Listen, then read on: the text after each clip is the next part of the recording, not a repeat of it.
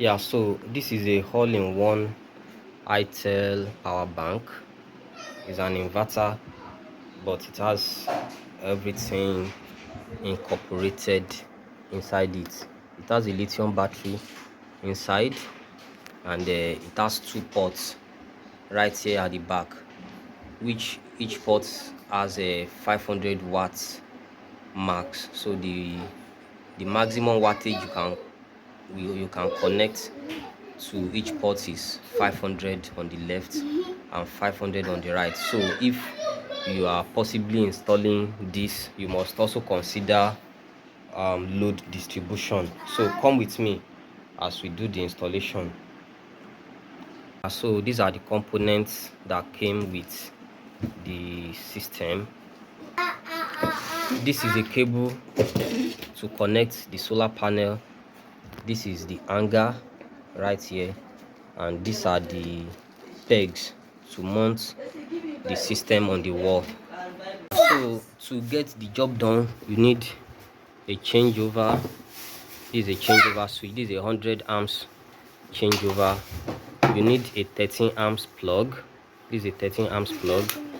You need a wall socket. It's also a 13 amps wall socket, and you need a patches box, and this is a 2.5 mm wire.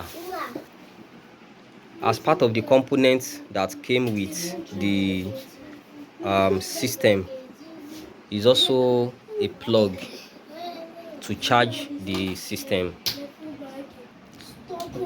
in which the plug will be connected to the AC in port. So you connect you connect it to the AC in port, and while your solar panel plug will be connected to the PV in socket. The PV in socket, you connect it to this side, and this place will go to your solar panel. So it's as simple as that. So let's take a look at it again. We have the AC outlet here. We have the PV here, PV port. We have it here, right here. And so for this installation, I would have actually installed the changeover switch here, but the person does not want to install it right inside and right outside the building. So we have to make a connection from the distribution board right here in the apartment. So the first thing to do is to quickly connect the hanger to the back of the system, one here and the other one right here. So I'll do that quickly. Yes, so the hanger has been connected now, and we have to mount the system to the wall. So right here is the distribution board, and the inverter is going to be mounted right here. I have created a hole for it. You can also use a nail, and the changeover switch will be placed right here. So let me do that. So now the inverter and the changeover switch has been connected. Then we need to seek for the cable, the load cable that is coming from outside here. So the main load cable must be found. So let's do that.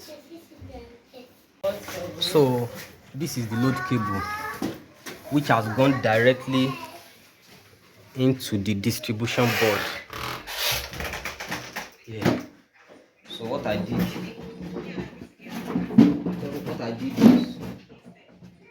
did was to trace it down to this place, which is the breaker. If you look at this place, this is where I remove the positive, and this is where I remove the negative. So this is where I remove the positive and I remove the negative from here. I brought it right here. So now it has supplied light to the changeover I installed. So look at the light right here. So what we will now do is to bring in a new cable to now supply the light back to the distribution board, and the inverter cable will now come from here down to the inverter, from the inverter to this side of the changeover switch. Then the load will come from this side to back to the distribution board. So let's do that quickly.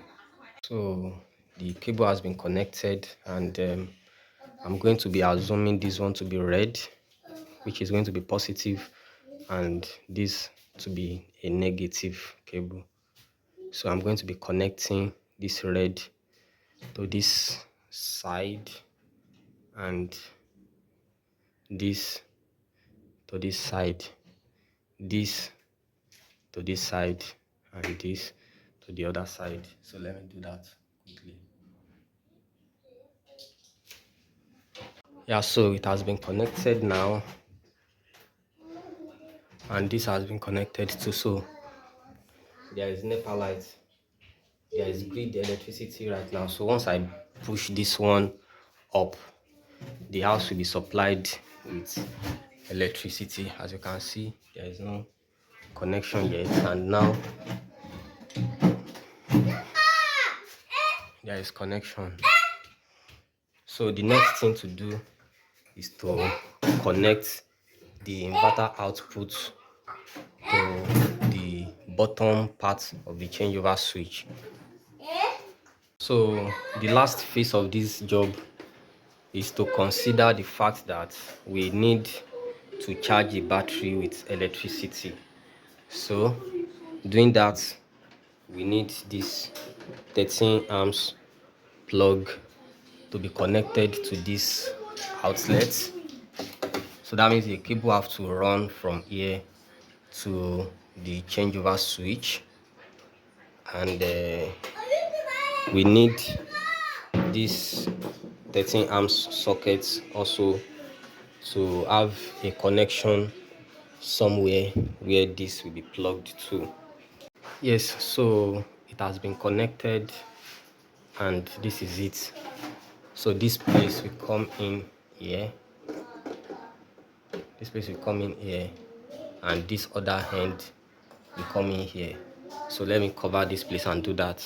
So the output has been connected to the changeover switch, and let's switch it on now from here.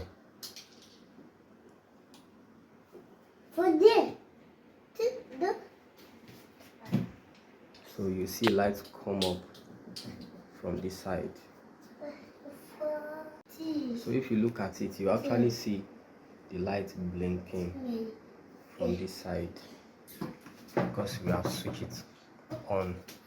But now if we switch it off, you see the light go off.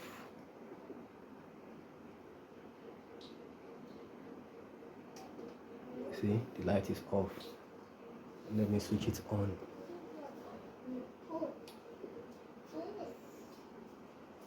See, it's on now.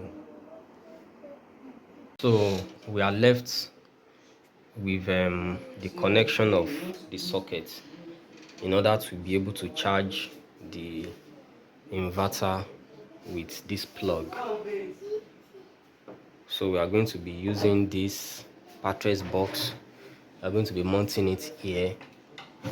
Then this will come in, and the outlet for the socket is going to be taken from this place right here.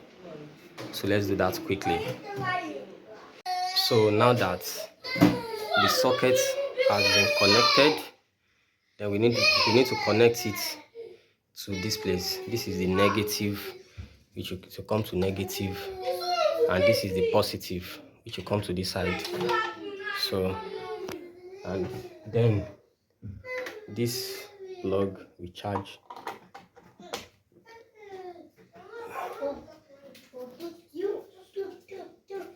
So now that the socket has been connected right here, so we can now switch it on from here. So it's charging now, but the inverter is already on 100%. So this will be connected to any of these outlets,